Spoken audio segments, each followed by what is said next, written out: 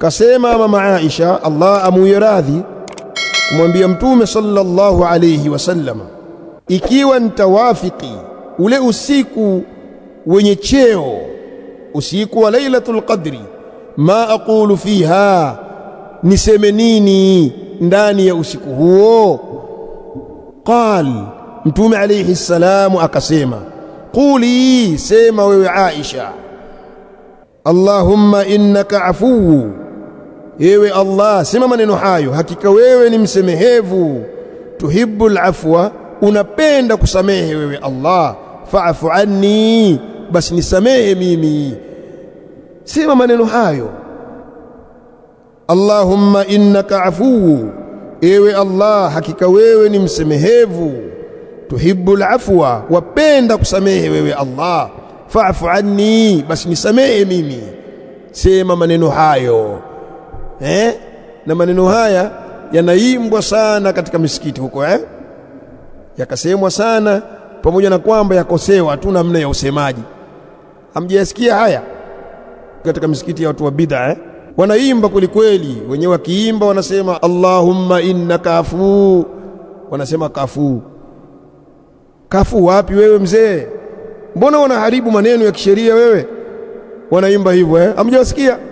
Nyasikilizeni kwa makini tu, hata mkipita pembeni wa misikiti mtasikia maneno haya, Allahumma innaka afu tuhibbul afwa fa'fu anni. Wenyewe wanasema maneno hayo, lakini haisomwi hivyo, mwakosea.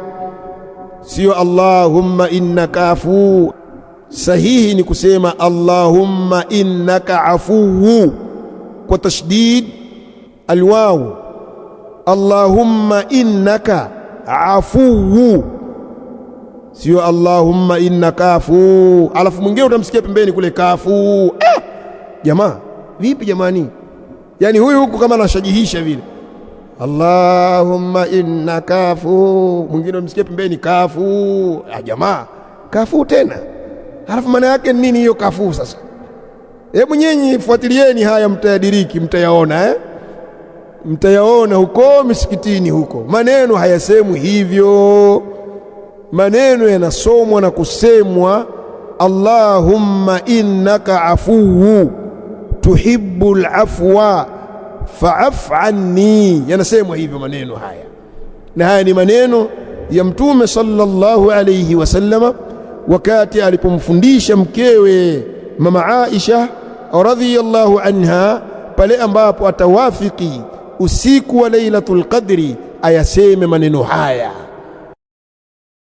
Hii ni Wajawema Online TV. Hapa ni elimu tu.